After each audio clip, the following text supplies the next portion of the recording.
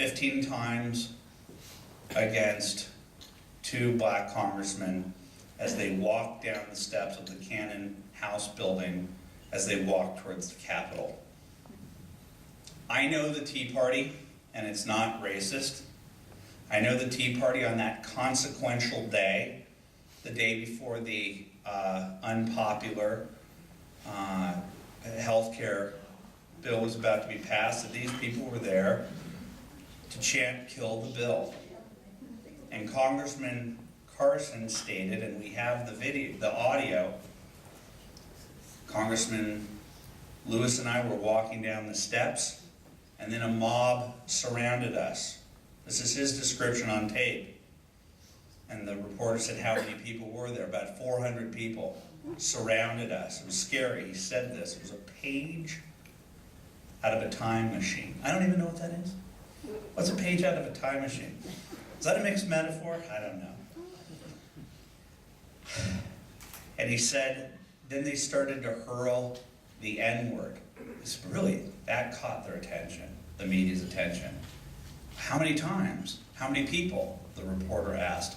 15 times, 15 people. Mob of 400.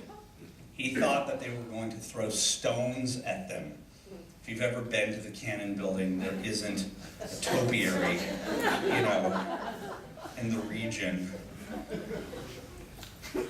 It conjured the most horrific imagery possible on a day that Nancy Pelosi was using the language of the civil rights movement to describe why they were doing this, on a day in which a half hour later, after an event in which Carson said that the police caught wind and saw what was going on and extracted them from this scenario, Nancy Pelosi walked through that crowd with a gavel, a massive gavel, from the set of The Incredible Shrinking Woman starring Lily Tomlin.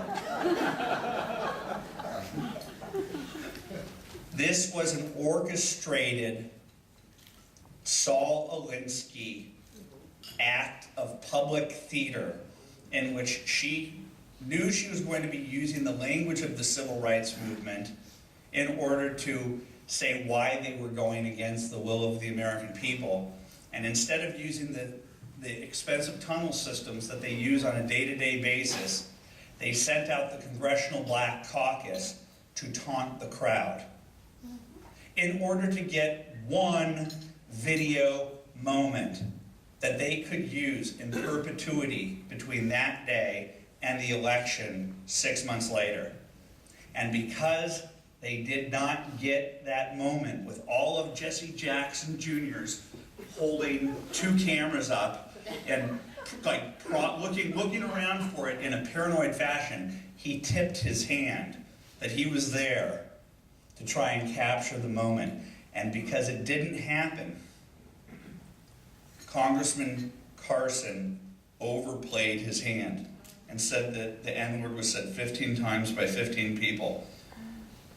And our weak-kneed Republican leadership, confronted by the Huffington Post and Think Progress and McClatchy Papers and Politico and the Washington Post, without any evidence, went to the Republican Party, which is not the Tea Party, and John Boehner and Michael Steele apologized for an event that did not happen, and it solidified the moment in media lore.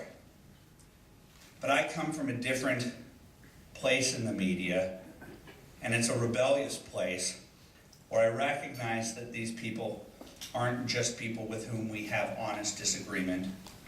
They're evil. And I called them on it. And I said, I'll give you $100,000 if you can find not 15, but one example that the N-word was said in a group of 40,000 people. Do you know what happened? Nancy Pelosi, Carson and Lewis, Emanuel Cleaver, all of whom were hogging the microphone, went into the basement and shut up. And they started to change their language towards the Tea Party and started to write articles such as, maybe we need to get to know the Tea Party better. Whoa, whoa, whoa, whoa, whoa, whoa. We have a little matter here of this false narrative of the N-word having happened. It didn't happen. And at the point that I saw them tip their hand, that they didn't expect some idiot like in West Los Angeles to call them on it, they went to the Associated Press, to a local reporter, just hit me. Jesse Washington. Not sure if you've ever seen his beat, but he handles the race beat, and he's a PC racialist. And I thought that I had them where I wanted them. And he said in his article, and he seemed like a nice guy, Jesse. He has 4 kids, I have 4 kids. And I said, it didn't happen, Jesse. It didn't happen. And their strategy was to say, are you saying that John Lewis, a civil rights legend, is a liar? I said, well, he lied in this case, so I guess that by logic means that he's a liar. They didn't like that. And that's what Nightline did an entire story on me that was based around me calling a civil rights legend a liar. But he lied. And Jesse's response was, the absence of video does not mean that the event didn't happen. And it so frustrated me because Carson said that this is what went down. They were chanting, kill the bill, kill the bill, kill the bill. And he said that they added the N-word. Kill the bill, N-word. But don't try it. That would be a bad new media moment.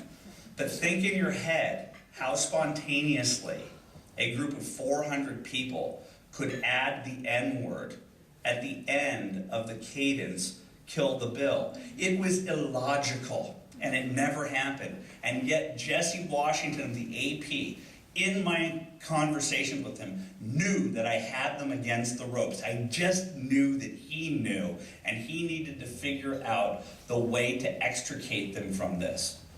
And he wrote a piece, the absence of video does not mean that it didn't happen. And I see that article, and I'm like, no. I'm going to prove that this did not happen. And I went out there and found not 1, not 2, not 3, but 4 videos from 4. This was Zapruder on steroids. Of Congressman Carson walking down the steps, unobstructed.